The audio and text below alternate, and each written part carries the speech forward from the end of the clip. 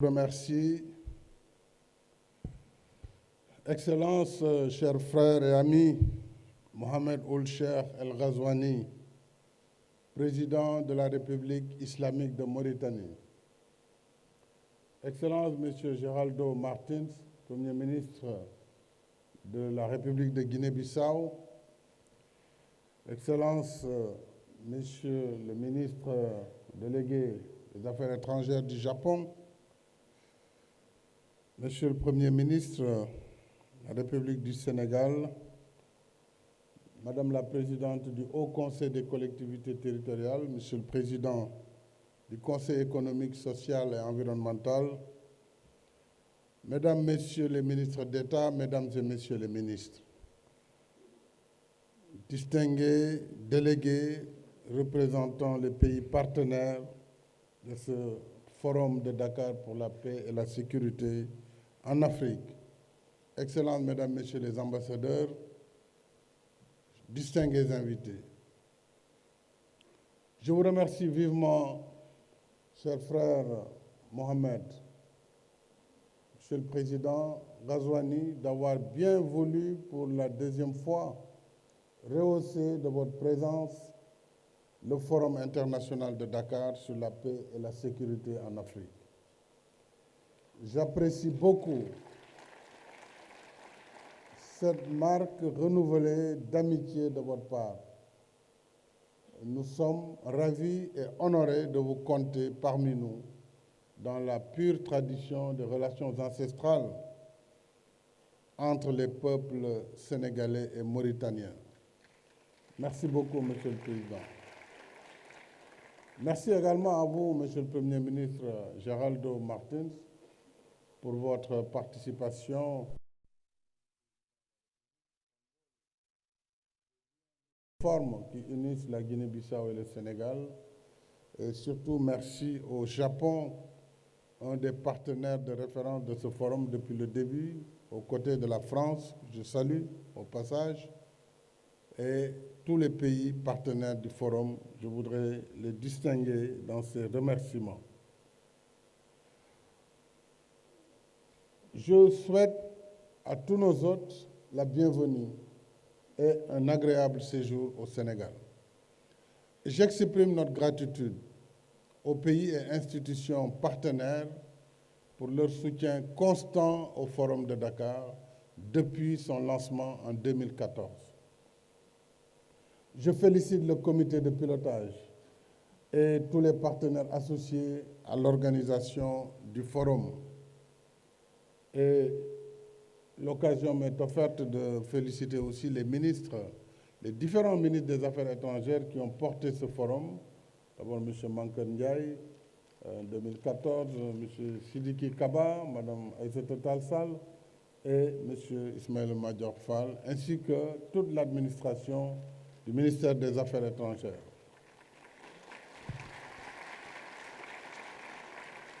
Le thème de cette 9e édition, l'Afrique des potentiels et des solutions face aux défis sécuritaires et à l'instabilité institutionnelle. Ce sujet met en lumière les contrastes de notre continent. Une Afrique grande et riche qui aspire à l'émergence, mais toujours en retard sur le processus de développement. Une Afrique qui progresse sur la voie de la démocratie, mais encore secouée par l'instabilité institutionnelle.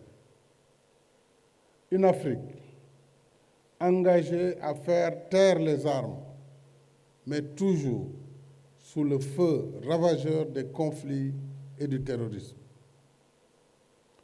L'Afrique, on le sait, est un vaste continent, plus de 30 millions de kilomètres carrés, plus de 60% des terres arables, tout ça est connu, d'importantes ressources en eau, en hydrocarbures, 85 à 95% des réserves des métaux du groupe, du chrome et du platine, plus de 85% des ressources du phosphate, 40% de ressources d'or, etc., etc. Et la liste n'est pas exhaustive. Assurément, l'Afrique est riche par son immense potentiel. Mais les règles et pratiques de l'échange inégal contribuent à l'appauvrir. C'est une réalité. C'est pourquoi nous réclamons une gouvernance politique, économique et financière mondiale plus juste et plus équitable.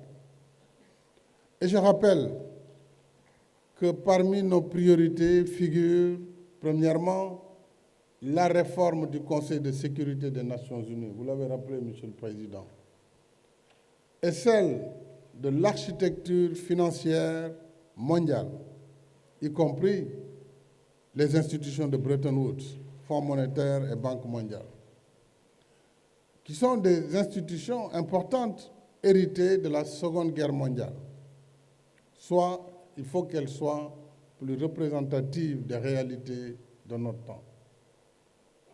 Deuxièmement, la révision des règles de l'OCDE sur l'accès au crédit, sur la durée des délais de grâce et sur les périodes de remboursement, ce qui permettrait de mobiliser davantage de ressources pour financer les besoins de développement du continent.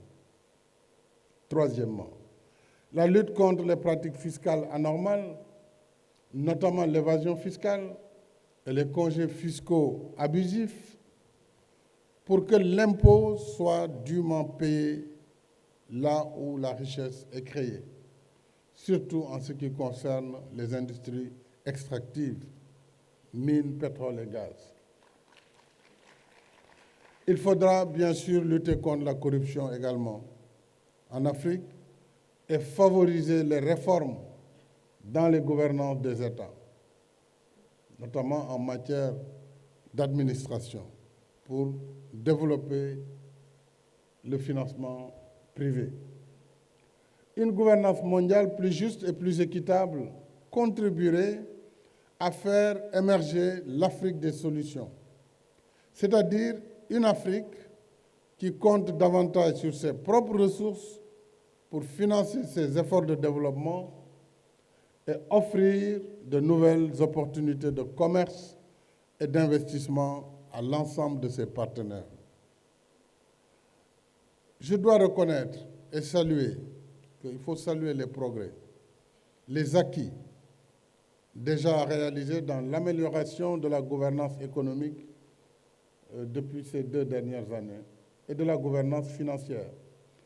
Avec d'abord pour l'OCDE, l'adoption par l'OCDE en octobre 2021 de l'accord historique sur un impôt minimum de 15% afin de lutter contre l'évasion de la base d'imposition et le transfert des bénéfices par les multinationales.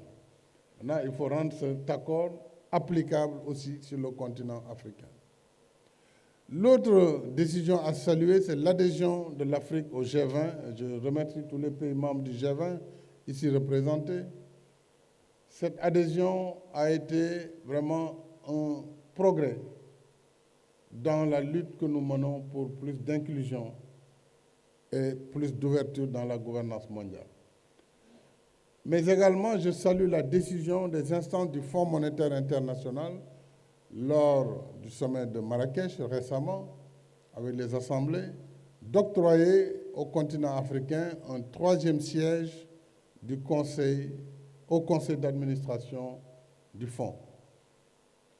Cette dynamique pourrait être renforcée par la réforme du Conseil de sécurité et la mise en place du Pacte de Paris pour les peuples et la planète, qui comprend, entre autres préoccupations, la réforme de l'architecture financière mondiale et la justice climatique.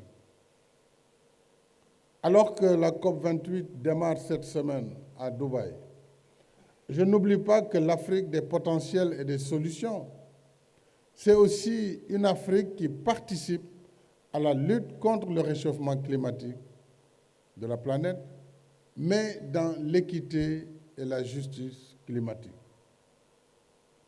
L'enjeu principal pour nous, c'est de pouvoir exploiter nos ressources disponibles pour satisfaire nos besoins d'industrialisation et d'accès universel à l'électricité, dont plus de 600 millions d'Africains sont encore privés. Bien sûr, il faut des ressources sobres en carbone, il faut une adaptation. Les partenariats pour une transition énergétique juste, appelé Just Energy Transition Partnership, pourraient offrir de bonnes perspectives de collaboration dans ce sens. Je rappelle que le Sénégal a signé avec ses partenaires du JETP un accord au mois de juin, au terme duquel notre objectif est de porter d'ici 7 ans, en 2030, le renouvelable à 40%, de le faire passer de 31% aujourd'hui à 40%, et tout le reste de le convertir sur le gaz en tant qu'énergie de transition. Évidemment, il faudra mobiliser 2,5 milliards d'euros dans cette fourchette. Je voudrais saluer cette perspective qui peut être étendue à l'ensemble des pays africains. Pour nous, la coopération dans le cadre de JETP pourrait être une alternative crédible, aux mesures unilatérales, il faut le dire, interdisant le financement à l'extérieur des sources d'énergie fossile. Souvent, ça fait rire quand on nous dit on ne va plus financer le fossile. Mais où on ne va pas le financer? C'est en Afrique et dans les pays en développement. Mais dans les pays développés, il y a du charbon aujourd'hui, partout. Il y a du pétrole, il y a du gaz. Donc, il ne faut pas qu'on subisse encore cette injustice climatique. Et ça, c'est mon combat que nous continuerons à mener, puisque c'est tout simplement injuste. Et il n'est pas acceptable de supporter cette injustice. Alors, je voudrais dire donc que l'Afrique des potentialités et des solutions qui contribuent à éclairer le monde à travers ses ressources énergétiques ne peut laisser la moitié de sa population vivre dans la pénombre. Et cette Afrique des solutions m'amène à saluer l'excellente performance réussie hier par nos équipes médicales au Sénégal, avec l'hôpital militaire de Ouakam et l'hôpital Aristide Le Dantec, qui ont réussi les 2 premières opérations de transplantation rénale. Et cela mérite vraiment d'être salué.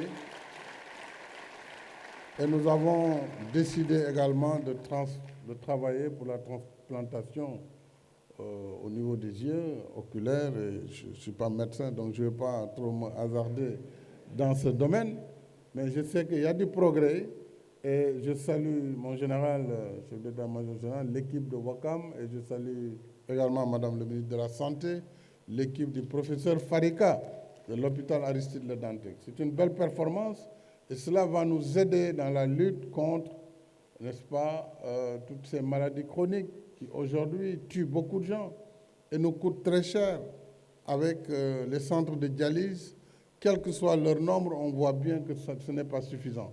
Donc, la perspective de la transplantation rénale va nous aider dans la prise en charge des malades atteints par la maladie des reins.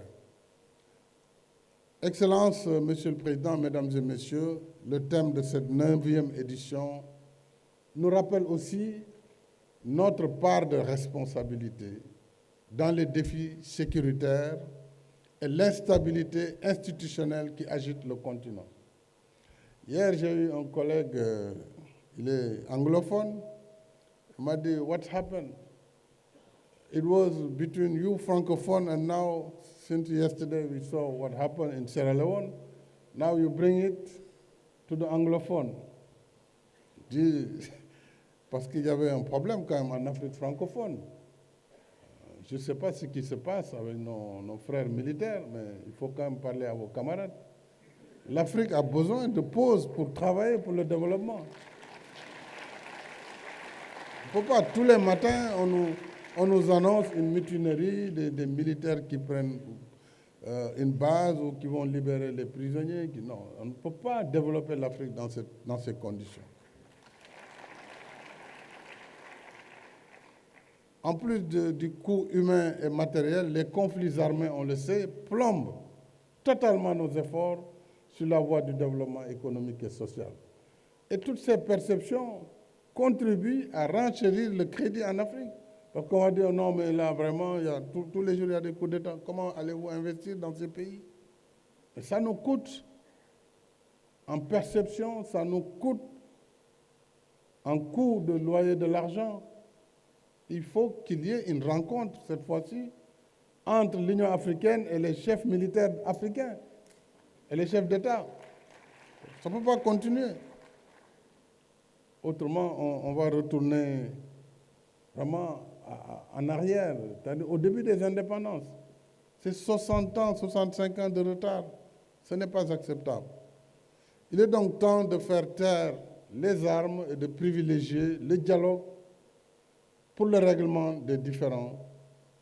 Et c'est aussi par le dialogue que l'on surmonte les clivages partisans pour bâtir des coalitions nécessaires à la stabilité des institutions.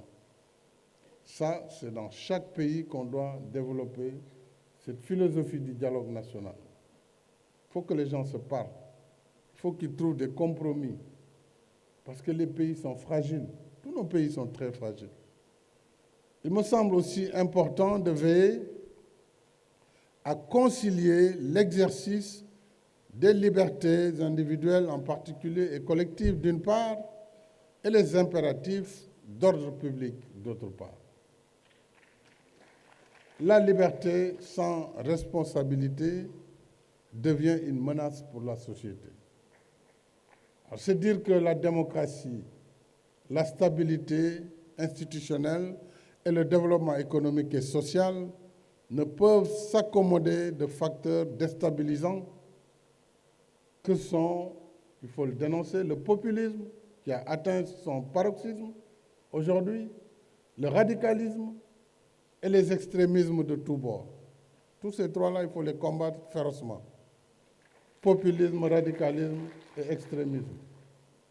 Comme disent les poulards, mbouroufov que farine, c'est la même chose. Bonnet blanc et blanc bonnet pour reprendre l'expression de nos amis français. Alors j'ajoute par ailleurs qu'un régime démocratique, si ancien soit-il, reste toujours un idéal en construction. En démocratie, il y a plus d'expériences à partager que de leçons à donner. Et on le voit tous les jours dans les plus grandes démocraties. On voit aussi la fragilité. Parce que justement, ce populisme, cet extrémisme qui se manifeste n'est pas en adéquation avec le fonctionnement démocratique des États. C'est tous les pays qui sont concernés, ce n'est pas seulement l'Afrique. Sauf qu'en Afrique, c'est plus amplifié. Quand un pneu est brûlé en Afrique, c'est en boucle, dans toutes les chaînes internationales. Alors quand on brûle plus qu'un pneu ailleurs, bon, c'est une information normale. C'est des bonhommes qui s'excitent un peu, bon, ça s'arrête là. Donc c'est pourquoi en Afrique, nous devons aussi prêter attention à cela.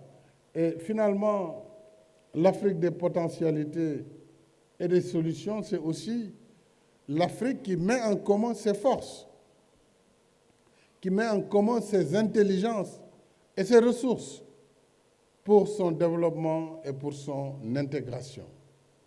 À l'image de l'Organisation pour la mise en valeur du fleuve Sénégal, et je salue cette organisation dont la Mauritanie, le Sénégal, la Guinée et le Mali sont membres. Et depuis plus de 40 ans, nous partageons les eaux du fleuve Sénégal dans la plus grande coopération et dans le dialogue. Et c'est un exemple à saluer, tout comme l'Organisation pour la mise en valeur du fleuve Gambie, qui regroupe le Sénégal, la Gambie, la Guinée-Bissau et la République de Guinée. Nous avons également le projet gazier, le champ gazier sénégalo-mauritanien, qu'on appelle Grande Tortue Ahmeyim, qui est à la frontière entre la Mauritanie et le Sénégal, par la sagesse. Nous partageons ce jugement. Donc nous voulons des prospérités partagées dans la paix. Et nous sommes en train aussi de construire le pont de Rosso qui va relier les deux pays pour assurer une continuité territoriale comme nous venons de le faire déjà il y a 5 ans avec la Gambie à travers le pont de la Sénégambie.